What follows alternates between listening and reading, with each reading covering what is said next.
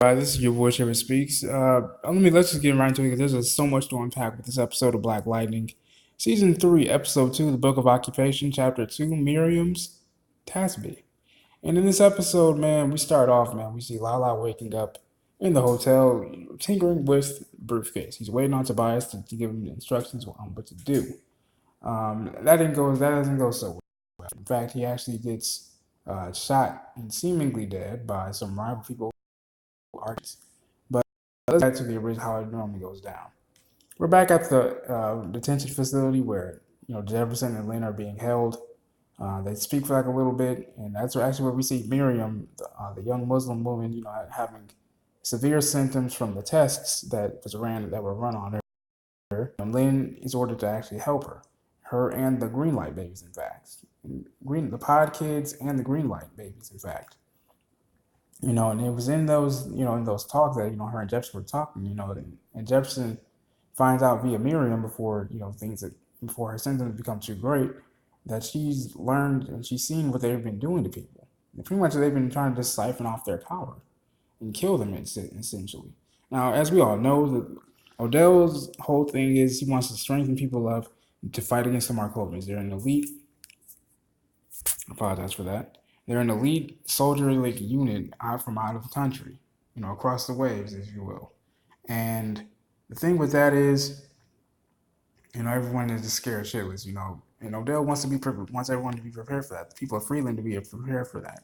And so with that being said, like I said, Lynn and Jefferson, they have a disagreement because, first of all, Lynn is mad because Jeff was talking to her. Jefferson's upset because, he tells Lynn, like, look, they're playing you. They're playing you. And also, throughout the episode, we see Anissa, she's fine and everything like that, but she runs into her like an old friend. Remember last season when she was fighting the Looker and she was with the Purdy people, the Purdy group? Well, the Purdy group, they've resurfaced, and at first they didn't come up to on a good foot. They were actually fighting Anissa. And so Anissa goes to them to help, the escapees have some refuge. Like I said, they get off on the wrong foot and they start fighting with each other. And they have a change of heart after, Blackbird gets all aggressive, They learn that one of the males can actually control plants. That's one of their powers, right? And so that's how they squash their own little beef. Back at the ASA Center, Commander Williams is called by Agent Odell, of course, to pretty much tell him, like, look, I'm sorry, my friend keeps messaging me things of that nature. I'll just my apologies. And Commander Williams gets called by Agent Odell to talk about, the whole attack. Why are these transferees, these metahumans not here at the facility? Well, they think it has to do with the Markovians, except it wasn't the Markovians. It was Anissa just intercepting, the cargo and setting them free. And so with that being said, Commander Williams has Detective Lieutenant Henderson run a press conference and declare martial law because they obviously, like I said, they think that the Markovians did all this stuff. Obviously, that's not the truth. It was Anissa. Henderson, he secretly speaks with Gamby, and Gamby's like, look, man, I need something from you. Can you help me out? He's like, all right, yeah, I can help you out because I have to find Anissa.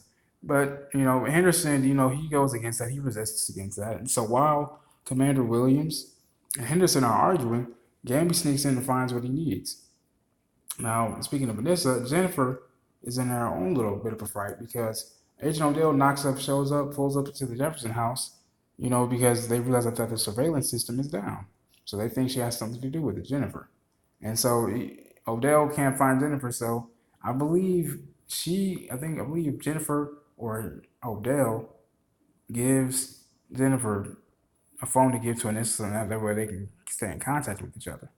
Or however that goes. I'm sorry, I'm having a bit of a mind fog right now. My apologies in terms of that. And then also, something really big happens. Khalil is alive, obviously. Here's the bad part about this. He's alive and he's literally controlled. He's literally programmed, and he's known as Painkiller to take on the Markovians.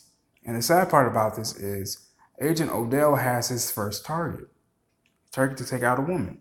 That first woman, that target happens to be Khalil's own mother. And he kills her. He succeeds. He kills her. And that's really messed up because he has no recollection of this. His mind is completely wiped.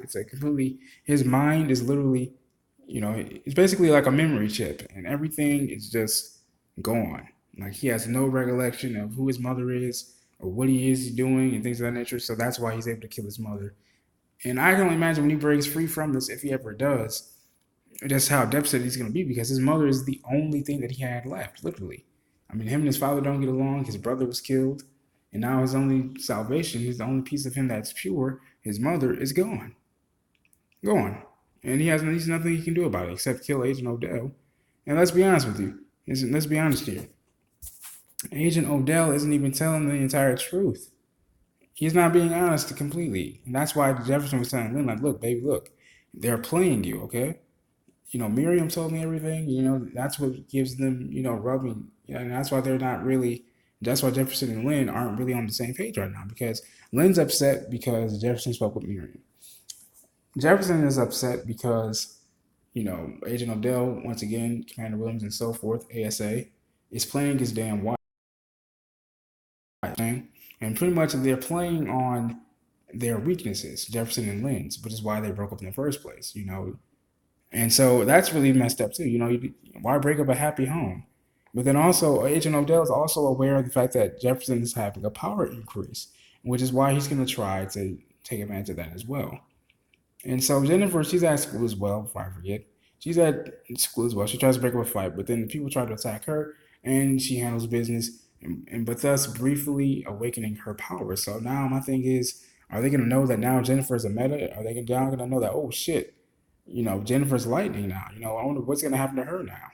You know what I'm saying? So let me know what you guys think in the comments below. This has been your boy Shafferspeeks. I love you guys. Peace and love.